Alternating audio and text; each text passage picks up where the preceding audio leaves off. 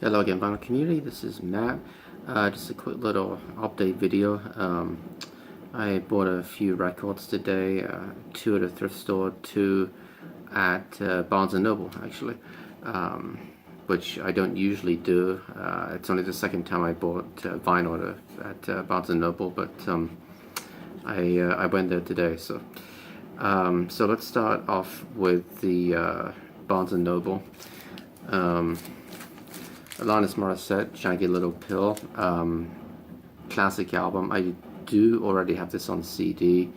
I wanted to get it on vinyl, and before anybody tells me, I know it will be cheaper on Amazon. I realize that, but I was out and didn't actually intend to buy this. I intended to buy the next record that I'm going to show you, but I saw that they had it there, $25, but I think it's definitely one of the best albums of the 1990s, and when it first came out back in the day, I was blown away by it. I thought it was an amazing album. So yeah, again, I do have this on CD already, but I wanted it on vinyl. I'm trying to be a little more selective with the vinyl that I buy, because I'm running out of space, to be quite honest with you, and I could probably go through my vinyl collection and get rid of 50 to 100 records that I really don't care too much about, admittedly. But before I do that, I'd like to at least try to cut back a bit and be more selective. So there are a number of albums that I am kind of in the market for, as it were, albums that I'm keeping an eye out for. This was one of them. The others would be the likes of Oasis, Definitely Maybe, and What's the Story, Morning Glory. Actually, they had both of those in Barnes & Noble, but since I was already spending $75, I wasn't really prepared to pay anymore. And let's see what else. Pulp, different class. Pulp were an amazing British, I guess you want to call them a Britpop of sorts, band, rock band, alternative rock sort of stuff. Their album Different Class is amazing, terrific album. So I'm kind of keeping an eye out for that.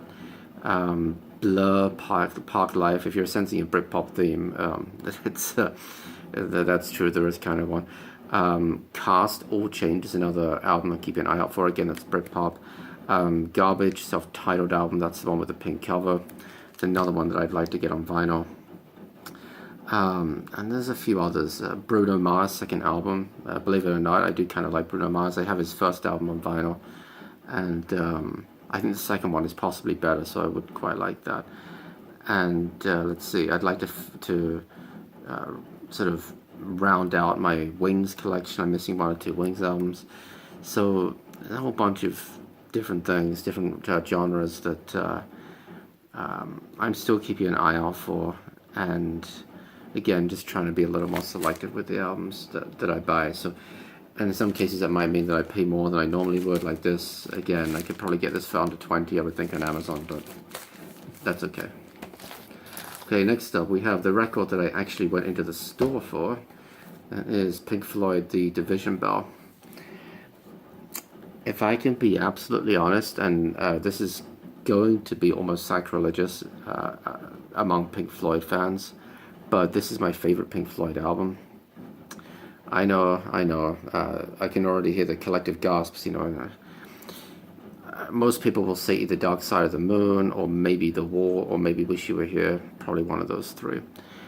But this has always been the album that I can relate the most to, because it's the only Pink Floyd album that was released when I was old enough to appreciate it. I was 14 or 15 when this came out. In fact, it came out close to my birthday. It came out in March of 1994 in the UK. And, of course, the previous album, A Momentary Lapse of Reason, came out in 87. I was 8 years old.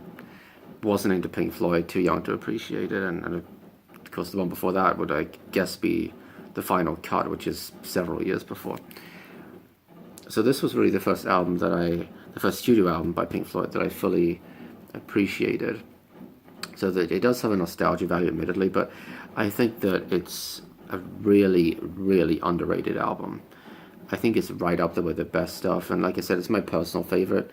Even if objectively I could say that like Dark Side of the Moon objectively is better. I can understand that, but again, I think some of the songwriting craft on Division Bell is just immaculate. It's also a very complete album. You know, some albums by a lot of artists, and Pink Floyd have one or two of these themselves, they tend to kind of have a lot of peaks and valleys. You know, you get some really great tracks, but then you get some sort of filler crap. The White Album by the Beatles is a great example of that. If you saw my video where I ranked the Beatles albums, I said that the White Album was my favorite, even though I acknowledged that it did have several tracks on it that were substandard by the Beatles' lofty standards. And I think that's true of some Pink Floyd stuff too. I mean, you take the Final Cut as an example. Even though it has the terrific title track, The Final Cut, and one or two others, but it does have sort of some filler stuff too that's arguably not so great. And the Division Bell, I think, is just a very complete album. It's consistent throughout. It all sounds like it flows really well together, which makes some sense. I mean, it was all recorded or all written around the same time. You know, I think Wright and Gilmour got together and went through a sort of 2-week songwriting process where they put together dozens and dozens of tracks, you know, bits and pieces of ideas, really. They then voted on the best ones. They narrowed it down to, I think, 20 something. Then had another round of voting, narrowed it down again. So it had a very interesting song selection process to it. And I think it shows, you know, it shows that they were trying to pick obviously excellent tracks, but also the fact that all these tracks were written in essentially a 2-week period, really condensed. I think that really comes through in this. It's not something like, I don't know, Let It Be by the Beatles, let's say the album, where it's sort of a disparate collection of tracks. In some cases from very early in the Beatles days, like One After 909 was a very early Beatles song, at least in terms of its writing. But yeah, I will be doing a video at some point where I rank the Pink Floyd albums, at least the ones that I have. I only have 5 or 6 of them, but yeah, this is kind of my dirty little secret. This is my favorite Pink Floyd album. It is. So now let's get on to the thrift store finds. I went to the thrift store as well. And first up, Carole King Tapestry. This is actually an upgrade copy, not the sleeve. The sleeve is not in very good condition, but the record is in really nice condition from what I can see. And my copy of this has a better sleeve, but a worse record. There's a lot of static and crackling on the record. So I'm hoping this is an upgrade copy. It was only $1, I think, from Savers. I also picked up this Garth Brooks Double Live. This seems to go for like 10 or 15 bucks now on eBay. I don't know if it's rare. I don't think it's particularly rare. It's just a CD, but I had this back in the day when I was quite a bit younger, and I loved it. I thought it was a terrific album. This is actually a limited edition commemorative package, so it says. I think maybe this one could be rarer than the regular one that I used to have back in the late 90s and early 2000s. I kind of like Garth Brooks. You know, I don't listen to him that often, but I do remember this was a really good album, and for $2, why not? And finally, this was a Goodwill purchase. I was really stoked to find this this next record. I went into the Goodwill hoping to pick up the 2 early Fleetwood Mac albums that I passed up a couple of weeks ago, and they did still have one of them, but it was in much worse condition than I remembered, and I couldn't find any of the others. They were all gone, and even the torn up, battered White Album, somebody had bought it. So most of the good stuff that was there 2 weeks ago was gone. Of course, I bought some of it myself. And so I'm looking through, and this one was not there. This particular album that I got here was not there 2 weeks ago because it has a date of March 16th on it, which is 5 days ago. So I'm glad that I didn't miss it, and I was really stoked to find it. So it is Breakout by Johnny Hammond. This is a sort of jazz meets soul meets R&B record, and I didn't know too much about it. I just saw it then, I thought, this looks really interesting. I'm gonna have to look it up.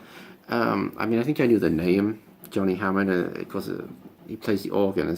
I think he is the guy of Hammond organ fame, right? I guess there was an organ named after him, I think. But I saw this and I thought, oh, this looks really interesting. And I googled it, and sure enough, I mean, it seems to go for like $10 at Discogs, so I paid $4 for it at Goodwill, and it's in excellent condition. If you take it out the sleeve, I mean, look at that, nice and shiny. There's the back. And what's cool is that there's quite a few famous people that play on this album. The most famous is probably Grover Washington. He plays tenor sax, but there's several other people too that I've heard of. And this is on Kudu Records, and I guess this was the first record released on the label because it says Kudu 01 on it. That would make sense to me that it was the first one. And it's just in really nice condition. I mean, look at that. That's really cool. And I listened to a couple of samples on YouTube, and I was like, yeah, this is like, you know, again, it's sort of a jazz and R&B, a little bit of funk in there. And yeah, for $4. And I guess at some point somebody had this on sale for $8. I just realized there's a price sticker on the back of it. So yeah, I was really stoked to find this. This is, I think this is going to be a cool record to listen to. Yeah. Okay, so that's pretty much it. Just these few albums and the CD. And yeah, I'm going to go and break open the Pink Floyd album. I think you know, could listen to it. Quick question before I go.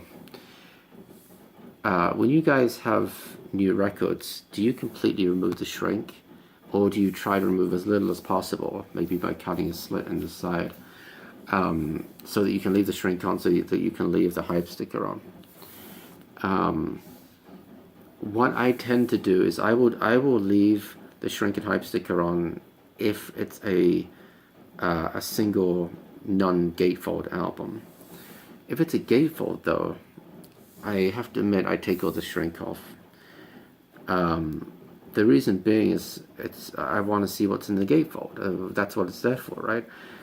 Am I, in theory, diminishing the value of the album a bit? Sure, yeah, I am, but it's not like I intend to resell it. I mean, I love this album. So, to me, I'm not too worried about that. Okay, if it doesn't have the sticker on it anymore, it doesn't have the sticker, but at least I can open it up and actually look at the inside, which is what it was intended to be used for. You know, the Alanis Morissette album. Now this is not a gatefold; it's just a regular sleeve. So for this one, I will try to leave it in the shrink. You know, with the stickers on, if I can. I'm not too sure. I think they're on. Actually, the stickers are on the outside, but I'll try to leave it in the shrink if possible. And I just cut like a little slit down the side, real thin. Try and keep as much of it intact as possible. So yeah, I'm just kind of curious. It just crossed my mind. What will you guys do if you, when it comes to gatefolds, if you take the whole thing off, so that you can actually enjoy it, the inside of the gatefold as it was meant to be enjoyed, or are you more concerned about retaining more value in the record, or keeping the hype sticker on? Yeah, just wanted to throw that out there. All right, guys. As always, thanks for watching, and until next time. Bye bye.